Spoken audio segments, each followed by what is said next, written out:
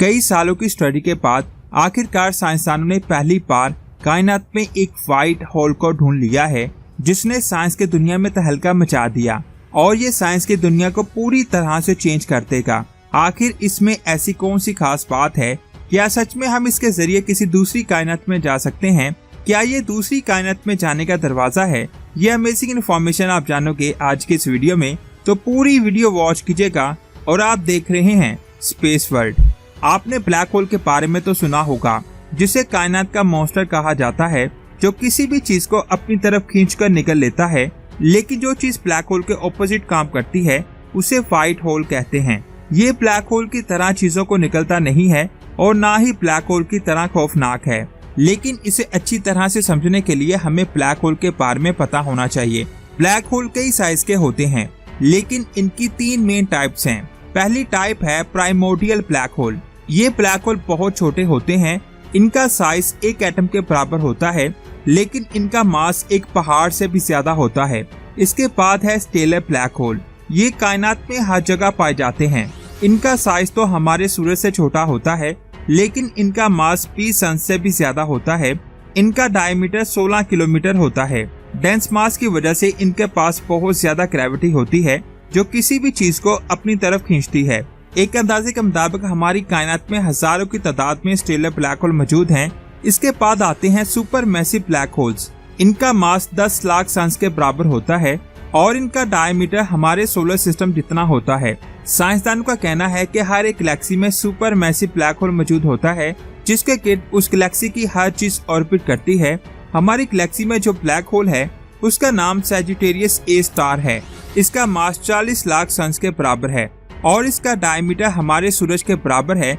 अब यहाँ सोचने वाली बात ये है कि ये सभी ब्लैक होल्स कैसे बनते हैं।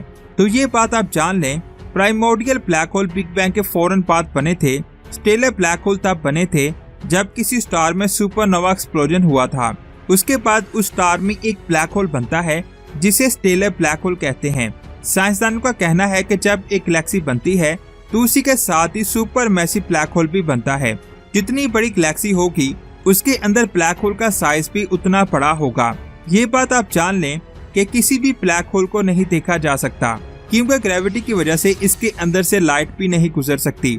लेकिन जब इसके गिर्द गैस की डिस्क बनती है, तो वो बहुत ज्यादा रोशन होती है, जिसकी वजह से हम किसी भी ब्लैक होल को देख सकते हैं। जब एक ब्लैक होल किसी स्टार को अपनी तरफ खींचता है, तो साइंसदान उस स्टार की गैर मामूली ऑर्बिट को नोटिस करते हैं और उसकी रोशनी मुसलसल कम हो रही होती है, जिससे साइंसदान को पता चल जाता है कि उस स्टार के करीब कोई ब्लैक होल मौजूद है, जिसको वो ब्लैक होल अपनी तरफ खींच रहा है। जब ये ब्लैक होल किसी स्टार को निकलता है, तो उसके गिर्द एक डिस्क बन जाती है, जिसे एक्रेशन डिस्क कहते हैं।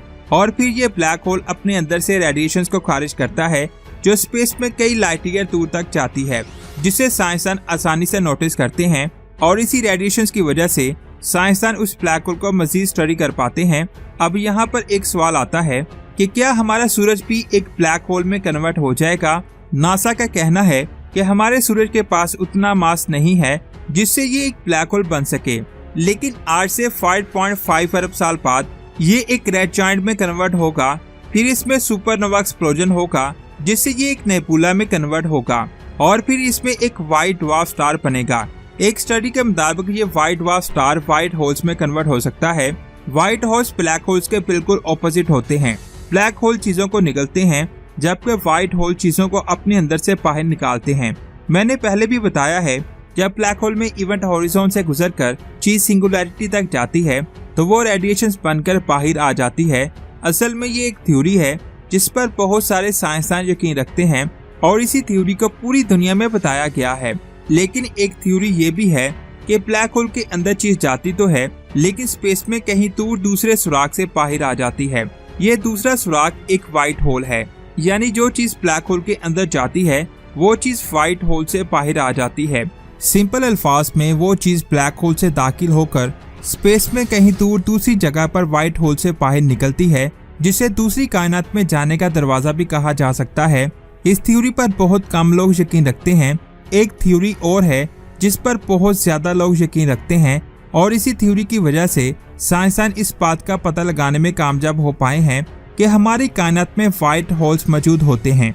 इस थ्योरी के मुताबिक एक ब्लैक होल अपने अंदर चीजों को खींचकर स्टोर करता रहता है और जब उस ब्लैक होल के अंदर मौजूद सिंगुलैरिटी उन चीजों से भर जाती है तो उसमें एक एक्सप्लोजन होता है जिससे वो ब्लैक होल खत्म हो जाता है। उसके बाद वो ब्लैक होल एक व्हाइट होल में कन्वर्ट हो जाता है। ये सेम उसी तरह है जब एक स्टार अपनी उम्र पूरी करने के बाद एक धमाके से खत्म होता है, उसके बाद या तो वो एक न्यूट्रॉन स्टार बनेगा या फिर एक ब्लैक होल। उसी तरह जब एक ब्लैक होल की सिंगुलैरिटी एक धमाके से खत्म होती है तो वो ब्लैक होल व्हाइट होल बन जाता है, जिसके जरिए हम कायनात में कहीं भी ट्रेवल कर सकते हैं, यहाँ तक कि हम दूसरी कायनात में भी जा सकते हैं। ये एक थ्योरी है जिस पर बहुत ज्यादा लोग यकीन करते हैं और हकीकत में ऐसा हो सकता है, लेकिन मैंने तो बताया है कि साइंसदानों ने सच में एक व्हाइट होल को दरियाफ्त किया है। तो अब इसके बारे में बात करते हैं। 2006 में नासा के एक सैटेलाइट स्विफ्ट ने बहुत पावरफुल गैमा रेस का पता लगाया जिसका नाम GRB 060614 था, जो बहुत ज्यादा अजीब रेस थी। आमतौर पर जब किसी स्टार में सुपरनोवा एक्सप्लोजन होता है तब उससे निकलने वाली गैमा रेस का टाइम पीरियड 2 से 30 सेकंड के दरमियान होता है, लेकिन GRB 060614 का टाइम पीरियड 120 सेकंड था, यानी ये गैमा रेस बहुत ज्यादा पावरफुल थी। इतनी स्ट्रॉन्ग रेस साइंसदानों ने आज तक डिटेक्ट नहीं की। साइंसदानों ने ये तो पता लगा लिया था कि ये गैमा रेस एक गैलेक्सी से आ रही हैं, लेकिन ये किसी स्टार से आ रही हैं ये पता नहीं लगा पाए। उन्होंने बहुत ज्यादा जानने की कोशिश की कि आखिर ये रेस किस चीज से आ रही है, लेकिन वो नहीं जान पाए। कई सालों की स्टडी के बाद 2011 में साइंसदानों ने अनाउंस किया कि ये GRB ब्लैक होल के खत्म होने के बाद बनने वाले व्हाइट होल से आ रही है। जब ये व्हाइट होल बना था तब इसने बहुत ज्यादा स्ट्रॉन्ग गैमा रेस को खारिज किया। साइंसदान का कहना है कि इतनी स्ट्रॉन्ग गैमा रेस एक व्हाइट होल ही खारिज कर सकता है। कई सालों की स्टडी के बाद साइंसदान इस नतीजे पर पहुंचे कि वहां एक व्हाइट होल मौजूद है, लेकिन अभी तक वो इसको नहीं देख पाए और आज भी साइंसदान उस GRB को स्टडी कर रहे हैं। लेकिन आज भी हमारे पास कोई भी ऐसी एडवांस टेक्नोलॉजी नहीं है जिससे हमें ये पता चल सके कि वो सच में एक व्हाइट होल है। लेकिन नासा जेम्स स्पेस टेलीस्कोप से इस बात का पता लगाएगी कि क्या वो सच में एक व्हाइट होल है या फिर कुछ और। आपको क्या लगता है नीचे कमेंट्स करके जरूर बताएं। तो दोस्तों ये थी आज के अमेजिंग वीडियो, आपको कैसी लगी नीचे कमेंट्स करके जरूर बताएं। वीडियो अच्छी लगी तो लाइक करने के साथ साथ इसे आगे भी शेयर करें। मिलते हैं एक और अमेजिंग वीडियो में, अपना बहुत सारा ख्याल रखें। अल्लाह हाफिज।